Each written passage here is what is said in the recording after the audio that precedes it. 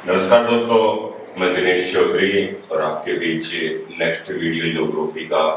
और टॉपिक का नाम है भारत का देशांतरी विस्तार।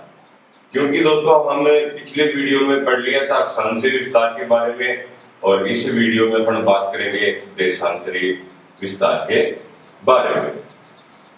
जो भारत है ये कितने डिग्री से लेकर कितने डिग्री तक देशांतरों तक विस्तृत है, उच्च देशांतरीय मान कितना है, निम्न देशांतरीय मान कितना है, या फिर यानी कि जो देशांतर रेखाएं हैं इनमें से जो मुख्य रेखा होती है कौन सी भारत का मानक समय या न्यूनतम है, इसके संदर्भ में अपन बात करते हैं। तो सबसे पहले आता है दोस्तों भारत का देशांतरीय विस्तार। और भारत का देशांतरीय विस्तार दोस्तों सरकरिक गांव गुजरात से प्रारंभ होता है। सरकरिक गांव गुजरात अर्थात 68 डिग्री 7 मिनट पूर्वी देशांतर से प्रारंभ होता है। 68 डिग्री 7 मिनट पूर्वी देशांतर से लेकर 97 डिग्री 25 मिनट पूर्वी देशांतर तक विस्तृत है।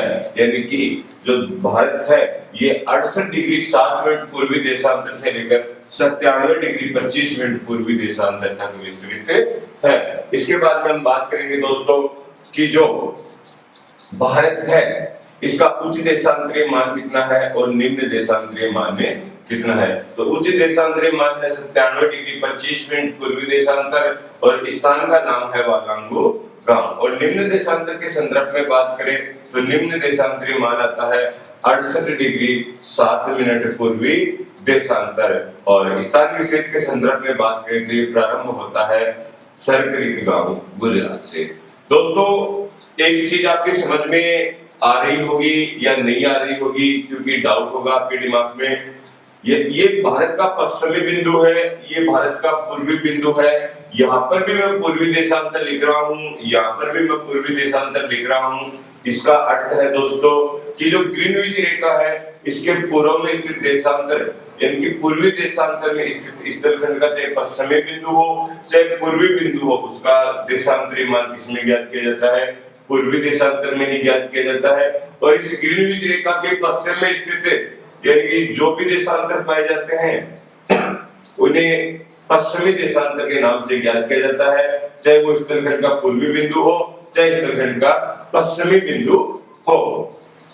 जैसे यहाँ से कंपटीशन में बहुत बार क्वेश्चन पूछ लिया जाता है, जैसे राजस्थान लेवल के अंदर पूछा गया था, जो हाल ही में एग्जाम लगी थी, एग्जाम का नाम था लेबर असिस्टेंट। वहां पर राजस्थान का देशांतरीय विस्तार के संदर्भ में पूछ लिया गया था और वहां पूछा गया था कि राजस्थान का देशांतरीय विस्तार कितना है। और क्वेश्चन यानी कि जो ऑप्शन आए थे वो आए थे 69 डिग्री 30 मिनट पूर्वी देशांतर से लेकर 78 डिग्री 17 मिनट पूर्वी देशांतर तक। एक्चुअली तो ये था, लेकिन वहां पर पूर्वी देशांतर की जगह पश्चिमी देशांतर कर दिया और फिर पश्चिमी देशांतर की जगह पूर्वी देशांतर कर दिया, और बहुत से स्टूडेंटों की ये क्या हो गई?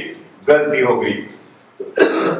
तो इसके संदर्भ में अपन जैसे अपन बात करते हैं तो चाहे पूर्वी बिंदु हो चाहे पश्चिमी बिंदु हो, इसका देशांतरीय मान पूर्वी देशांतर में ही ज्ञात किया जाता है।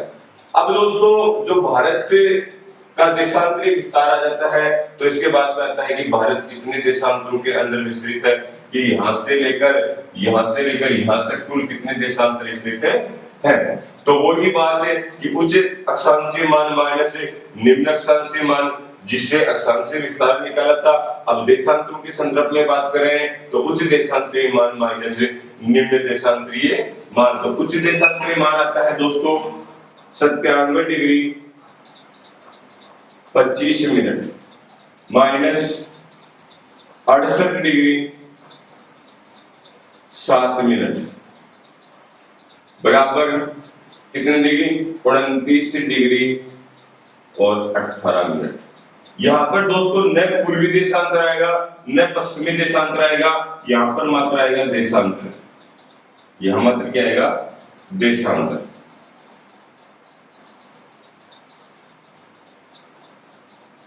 क्योंकि ये यहाँ से लेकर यहाँ के मध्य कुल कितने देशांतरों के अंदर विस्तृत है उसके संदर्भ में पूछा गया है। अब कंपटीशन में क्वेश्चन आए कि भारत कितने देशांतरों के अंदर स्थित है, तो आप आराम से बता सकते हो कि 29 डिग्री 18 मिनट देशांतरों के अंदर विस्तृत है। दोस्तों इसके बाद में अपन बात करते हैं कि बहुत बार कंपटीशन में क्वेश्चन पूछ लिया जाता है कि भारत में पूर्व से पश्चिम तक सूर्य को पहुंचने में कितना समय लगता है, या पूर्वी बिंदु और पश्चिमी बिंदु के मध्य सूर्य उदय व अस्त के मध्य कितना अंतराल है। तो आपने पीछे पढ़ा भी होगा और मैं अभी बता देता हूं आपको कि जो भारत है, कि भारत क्या है, संपूर्ण ग्लोब है, उसमें सूर्य एक देशांतर से दूसरे देशांतर तक पहुंचने में, एक देशांतर को पार करने में, 1 डिग्री देशांतर को पार करने में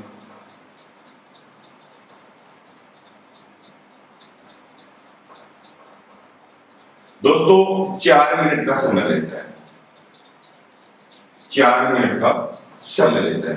भारत कितने देशांतरों के अंदर स्थित है? 29 डिग्री और 18 मिनट देशांतर। संपूर्ण भारत कितने में? 29 डिग्री और 29 डिग्री और 18 मिनट देशांतर। 1 डिग्री को पार करने में सूर्य को 4 मिनट का समय लगता है, तो अपन डिग्री को 4 से मल्टीप्लाई कर दें, डिग्री को, और सेकंड को अपन मिनट को अपन मल्टीप्लाई कर दे दोस्तों सेकंड से, क्योंकि 1 मिनट बराबर 1 डिग्री। दोस्तों याद रखना कि 1 डिग्री बराबर 60 मिनट और 1 मिनट बराबर दोस्तों 60 सेकंड होता है। जिस प्रकार डिग्री का विभाजन हुआ उसी प्रकार अपने मिनट का भी क्या कर दिया, विभाजन कर दिया। और यहाँ पर कितना आ जाता है दोस्तों, यहाँ पे आ जाता है 18 चौक 72 सेकंड, और यहाँ पर आ जाता है 29 चौके 116। दोस्तों मैं इससे सेकंड को लिख सकता हूं 1 मिनट और 12 सेकंड। 1 मिनट और 12 सेकंड। जैसे 1 मिनट 12 सेकंड को मैं 116 मिनट में कन्वर्ट करता हूं, जोड़ता हूं, तो 117 मिनट और 12 सेकंड आती है। ठीक है, अब इस 117 मिनट और 12 सेकंड को दोस्तों मैं घंटे में चेंज करूंगा, तो मैं भाग दूंगा किसका, 60 का। यहां पर मैंने 117 मिनट और 12 सेकंड के अंदर 60 का जैसे ही मैंने भाग दिया है, और भाग देने के पश्चात ये आया 1 घंटा 57 मिनट 12 सेकंड। 12 सेकंड यानी कि लगभग